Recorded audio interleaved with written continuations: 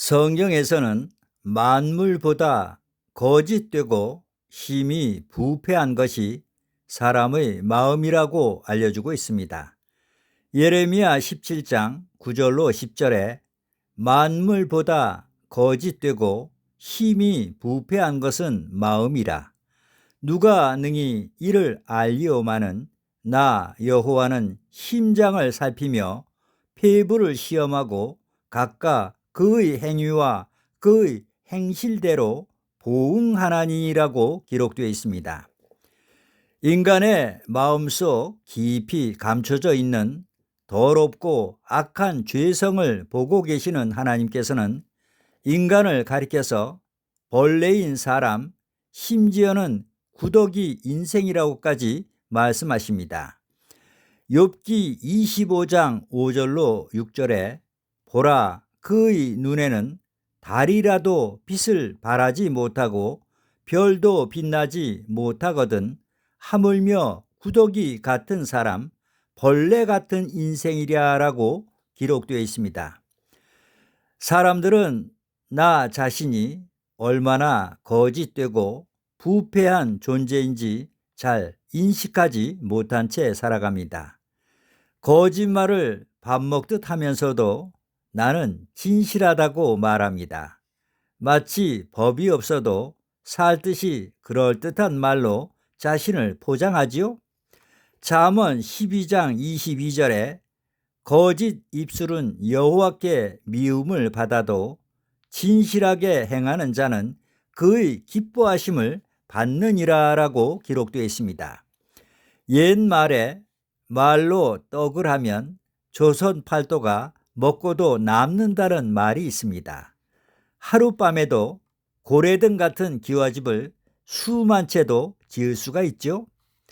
이렇듯이 사람은 입술로는 그럴듯하게 말들을 하지만 실상 그 마음에는 7가지의 가증한 것이 있다고 성경은 지적하고 있습니다. 잠언 26장 24절로 25절 말씀을 보시겠습니다. 원수는 입술로는 꾸미고 속으로는 속임을 품나니 그 말이 좋을지라도 믿지 말 것은 그 마음에 7가지 가증한 것이 있음이니라라고 기록되어 있습니다. 사람이 지닌 이 7가지의 가증한 것들을 짐승의 비유로 하면 공작, 염소, 돼지, 뱀, 표범, 개구리, 거북이 등으로 비유할 수가 있습니다. 첫째는 공작새 같은 마음으로 인간의 교만한 마음, 의시되고 뽐내는 마음, 자기를 높이고 자랑하려는 마음을 가리킵니다. 잠언 16장 18절에 교만은 패망의 선봉이요 거만한 마음은 넘어짐의 앞잡이니라라고 기록되어 있습니다. 둘째는 염소 같은 마음으로 고집과 음란함을 가리킵니다. 실상 염소의 눈을 자세히 들여다보면 무척이나 음흉해 보이는 것을 느낄 수 있습니다. 고집 또한 대단해서 염소가 도리어 주인을 끌고 가려고도 하죠. 그러게 고집이 센 사람을 가리켜서 흔히 염소고집 같다고도 말들을 하는가 봅니다. 마태복음 25장에도 하나님께 복 받을 자들을 양으로 저주받을 자들을 염소에 비유하고 있습니다. 우리는 이제라도 염소와 같은 못된 성격을 버리고 오직 어린 양 대신 예수 그리스도의 온화한 성품을 본받아 스스로 자신을 낮추어 나보다 이웃을 아끼고 사랑하며 배려할 줄 아는 겸손한 그리스도인이 되어야 하겠습니다. 셋째는 돼지 같은 마음으로 욕심과 더러움을 상징합니다. 그러나 실상은 돼지보다도 더욱 욕심이 많고 더러운 것이 사람이기도 합니다. 돼지는 먹는 욕심뿐이지만 사람은 그렇지가 않습니다. 아무리 채워도 끝이 없지요.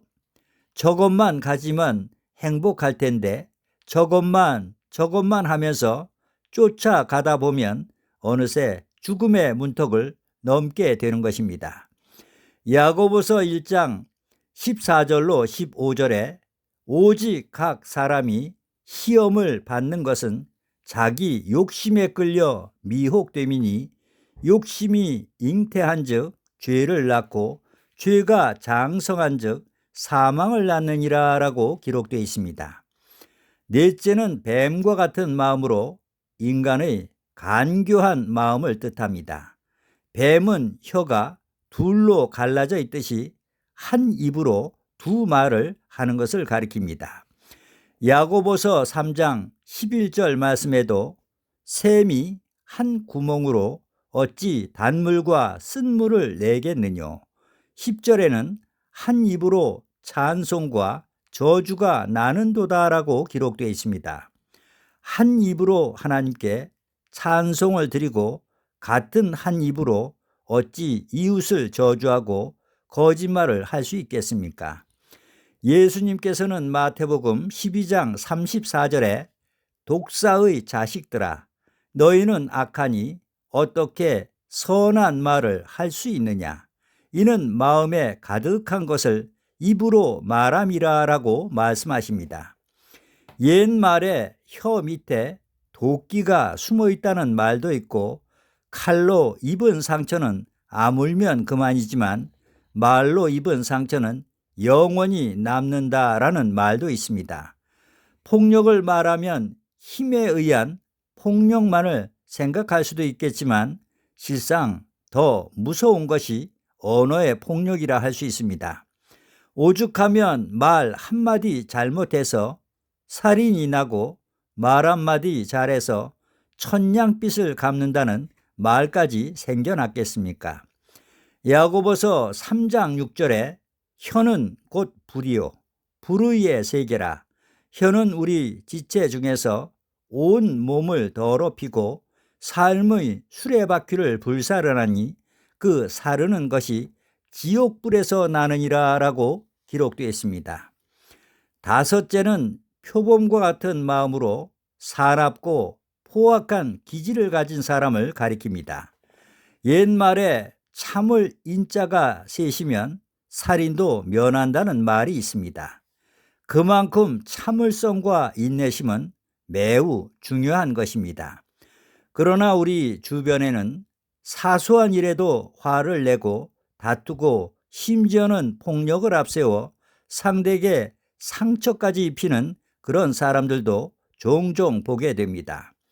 잠언 3장 31절에 포악한 자를 부러워하지 말며 그의 어떤 행위도 따르지 말라라고 기록되어 있습니다.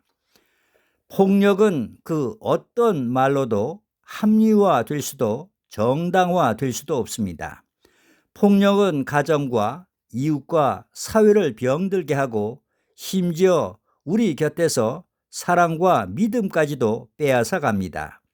폭력은 반드시 근절되어야 하고 절대 추방되어야 합니다. 폭력은 곧 모든 것을 파괴시키는 주범이 되기 때문입니다.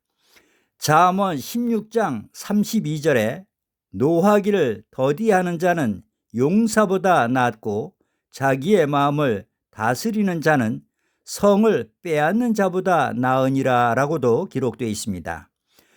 하나님께서는 온유하고 겸손한 자를 사랑하십니다.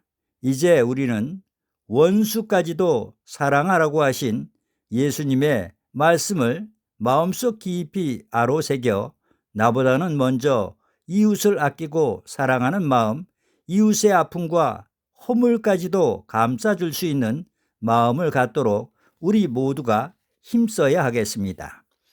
여섯째는 개구리와 같은 마음입니다. 한여름밤에 논가에를 나가보면 마치 동네가 떠나갈 듯이 밤이 새도록 개구리가 울어대는 것을 볼 수 있습니다. 개구리는 곧 수군수군하는 마음, 남을 비방하는 마음, 능욕하는 마음을 가리킵니다. 잠언 13장 3절에 입을 지키는 자는 자기의 생명을 보존하나 입술을 크게 벌리는 자에게는 멸망이 오느니라 라고 기록되어 있습니다. 끝으로 일곱째는 거북이 같은 마음으로 인간의 기회주의적인 모습을 가리킵니다. 거북이는 자기가 필요할 때는 머리를 내밀었다가 자기가 불리하면 안으로 들어가서 나오지를 않죠.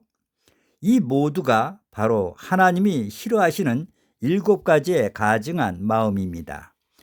사람은 누구나가 이 같은 마음을 다 지니고 있습니다. 어쩌면 세상에서 인간같이 잔인하고 악한 존재도 없을 것 같습니다. 마치 언제 터질지 모르는 희한 폭탄과도 같은 존재입니다. 일생을 온통 마음으로, 입으로, 눈으로, 귀로, 손으로, 발로, 그야말로 온 몸으로 죄를 짓고 살아가는 죄 덩어리인 셈입니다. 이사야 59장 7절로 8절 말씀을 보시겠습니다.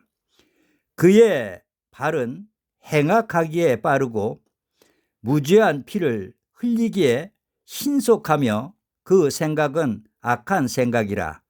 황폐와 파멸이 그 길에 있으며 그들은 평강의 길을 알지 못하며 그들이 행하는 곳에는 정의가 없으며 굽은 길을 스스로 만드나니 무릇 이 길을 밟는 자는 평강을 알지 못하느니라 라고 기록되어 있습니다. 성경에서 사람을 나무에 비유하듯이 사람을 나무로 말한다면 바로 나쁜 나무입니다. 나쁜 나무에 아무리 물을 주고 거름을 주며 공을 들인다 해도 결코 좋은 열매를 거둘 수가 없습니다. 예수님께서도 마태복음 7장 16절에 좋은 나무가 나쁜 열매를 맺을 수 없고 못된 나무가 아름다운 열매를 맺을 수 없느니라 라고 말씀하셨습니다. 인간은 모두가 악한 나무이고 못된 나무입니다. 못된 나무인 우리가 좋은 나무가 되기 위해서는 오직 한 가지 방법 외에는 없습니다. 먼저 하나님의 말씀을 믿고 순종하는 가운데 생명의 나무가 되시는 예수 그리스도와 접붙임을 받는 길뿐입니다. 그럴 때만이 비로소 내가 아닌 그리스도의 능력에 힘입어 나쁜 나무가 좋은 나무로 거듭나 악을 이길 수 있는 힘이 생겨나게 되고 죄 또한 점점 미워하고 멀리하게 되는 것입니다. 끝으로 요한복음 15장 6절 말씀을 제가 봉독해 올리겠습니다. 나는 포도나무요 너희는 가지라. 그가 내 안에 내가 그 안에 거하면 사람이 열매를 많이 맺나니 나를 떠나서는 너희가 아무것도 할 수 없음이라 라고 기록되어 있습니다. 아멘.